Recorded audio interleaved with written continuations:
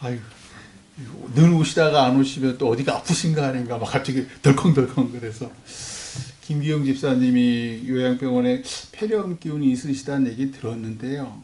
어저께 심해져서 원래 목요일 날 이제 저랑 충성구역 식구들이랑 면회를 한번 가려고 했는데 갑자기 폐렴이 심해지셨다 그래서 중환자실로 갔대요. 그 병원이 위례 센트럴 요양병원이라고 있더라고요. 그 안에 이제 중환자실에 가셨다던데 아무쪼록 좋은 소식이 있어서 얼른 쾌차하셔서 제가 다시 우리 면회를 한번 갔으면 합니다.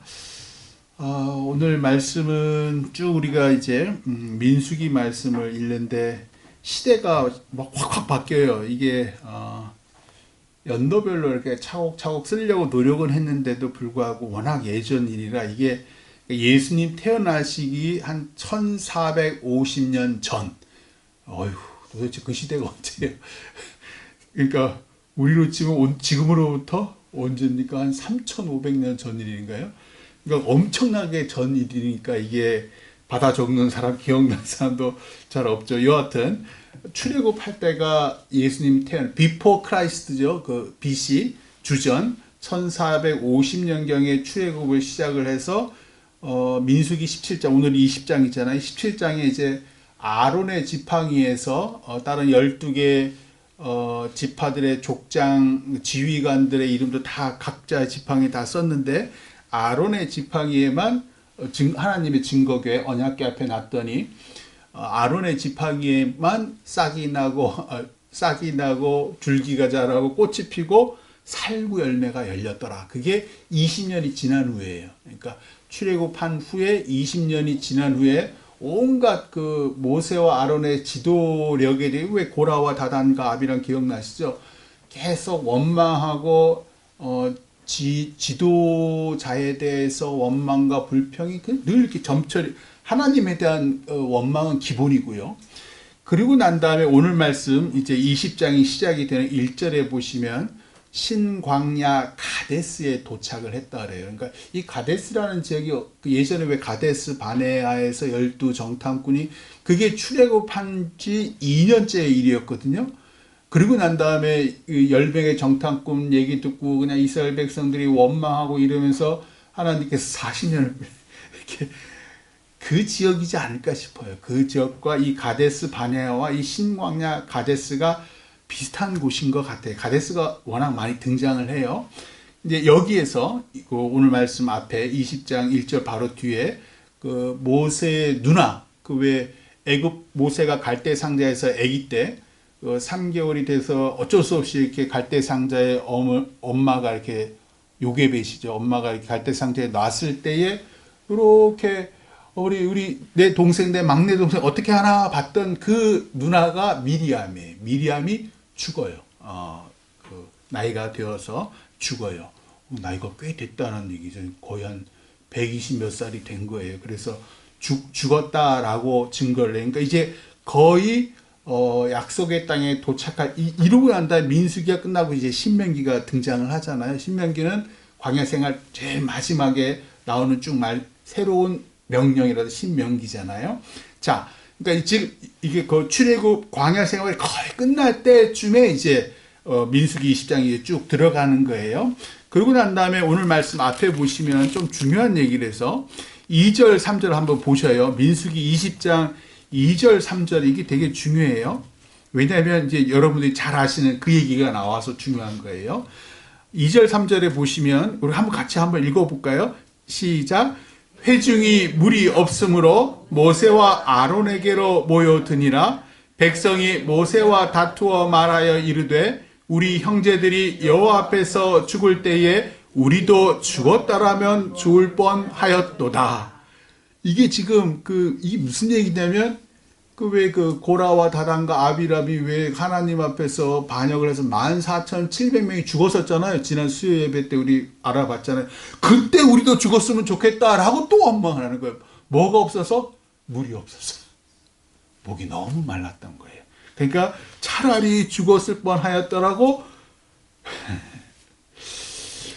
그러자 이제 4절 그러면서 뭐라 그러냐면 너희라고 표현해요. 모세와 아론의 너희가 어찌하여 여호와의 회중을 우리를 이 광야로 인도하여 우리와 우리 짐승이 다 여기서 죽게 하느냐. 참 화딱지가 납니다.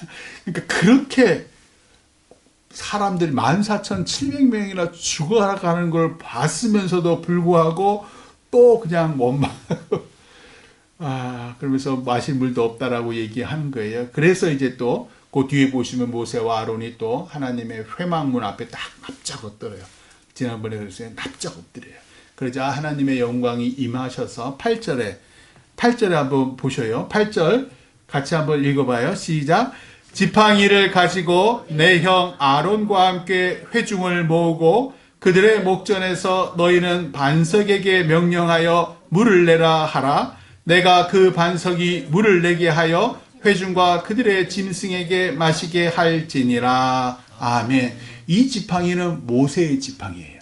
그러니까 아론의 지팡이는 왜 살구 열매가 나고 난 다음에 하나님께서 증거궤 언약궤 안에 넣으라 그랬어요. 그리고 이 지팡이는 모세가 왜 홍해를 지나갈 때 왜 이 지팡이를 이렇게 바다에 했더니 바다가 쫙 갈렸잖아요. 그 지팡이에요. 모세의 지팡이. 모세의 지팡이 뭐예요? 하나님의 능력을 상징을 해요. 그런데 하나님께서 뭐라 그러냐면 지팡이를 가지고 두들기라 그러지 않고 반석에게 말해라 그랬어요. 물을 내라고 말을 해라. 그렇게 얘기했단 말이에요. 그러면 너희 그러고 난 다음에 물이 나오면 너희가 마셔라. 이랬는데 왜 이랬는지 모르겠어요. 11절 12절 말씀 한번 보세요. 자, 11절 12절 같이 읽어봐요. 시작. 모세가 그의 손을 들어 그의 지팡이로 반석을 2번 치니 물이 많이 솟아나오므로 회중과 그들의 짐승이 마시니라. 여호와께서 모세와 아론에게 이르시되 너희가 나를 믿지 아니하고 이스라엘 자손의 목전에서 내 거룩함을 나타내지 아니한 고로 너희는 이 회중을 내가 그들에게 준 땅으로 인도하여 드리지 못하리라 하시니라. 아멘. 하나님이 진노하셨어요. 뭐라 그러시냐면 모세가 2번을 친 거예요. 지팡이로. 분명히 지팡이를 가지고 그 반석 바위 덩어리에다가 말해라 그랬는데 모세가 2번을 팡팡 쳤어요. 반석을. 왜 그랬을까? 이전에도 그랬던 적이 있어요. 이전에도 팡 쳤, 지팡이는 뭐 좀 두들기고 이런 대로 생각을 한 거고, 그리고 백성들이 하도 원망을 하니까 성질이 난 거예요. 성질이. 에이! 우리도 왜 간혹 성격이 욱하시는 분들은 뭐 집어 던지고 그런 분들이 물을 꽉 차고 이런 거 있잖아요. 그러니까 모세가 상당히 온유한데 벌써 40년 동안이나 계속 이놈의 백성들이 뭐만 없으면 이러니까 화딱지가 난 거예요. 화딱지가 나가지고 다 모아놓고 난 다음에 지팡이로 쾅쾅 2번 친 거예요. 그러니까 하나님이 그런 물을 딱 안 내셨으면 되는데 불쌍한 거예요. 모세의 또 지도력도 있잖아요. 저 못난 거. 내 말에 순종도 안 했지만 수많은 백성들이 보잖아요. 그러니까 반석에서 물을 내서 사람과 짐승에게는 마시게 하셔요. 그리고 난 다음에 모세와 아론에게 따로 말씀하시는 거예요. 뭐냐면 너희가 나를 믿지 아니하고. 이게 하나님의 뭘 믿지 않았을까?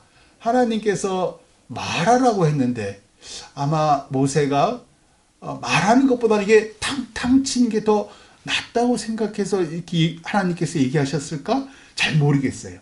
또 이스라엘 자손의 목전에서 눈앞에서 내 거룩함을 나타내지 아니한 거로, 즉 이스라엘 백성들이 모세가 능력이 있구나. 모세가 화를 내면서 반석에 저 능력의 지팡이를 쾅쾅 쳤더니 물이 나오는구나. 하나님의 영광이 가리는 거예요. 오늘날 목사들이 그런 누를 많이 보내요. 자기가 뭐 능력이 있는 마냥, 능력이 있는 마냥. 저도 그렇잖아요. 뭐 잘된 일 있으면 다 지 탓으로 그렇게 생각하는 거예요. 그래서 하나님이 이렇게, 그러니까 참 지도자들은 조심해야 돼요. 그러니까 너희는 내 거룩함을 나타내지 않았다. 너희들의 능력을 마치 너희가 하는 것처럼 나타냈다. 따라서 너희가 이 회중을 그들에게 준 땅 가나안 땅으로 인도하여 드리지 못하리라. 하나님의 영광을 나도 모르게 가린다. 화가 나면 우리도 그렇잖아요. 부부든 뭐 이웃 간의 관계든 어떤 뭐 조직 집단에 있든 간에 내가 화를 내잖아요. 노예 선상에도 마찬가지예요. 막 화를 내는 분들이 있어요. 그러면 하나님의 영광을 가려요. 그게 참 안타까운데, 그러니까 자기는 의롭다고 생각하는데 그게 그렇지가. 오늘 이제 말씀이 나오는 게 그거예요. 우리가 의롭다는 게 도대체 뭘까? 의는 내 의가 아니에요. 명심하셔야 돼요. 의는, 의롭다고 하는 거는 하나님만이 나를 의롭게 하시는 거예요. 자, 이제 오늘 말씀 그러면서 이제 모세가 이 가데스라는 곳에서 이제 에돔 왕에게 사신을 보내요. 자, 우리 형제 아니냐?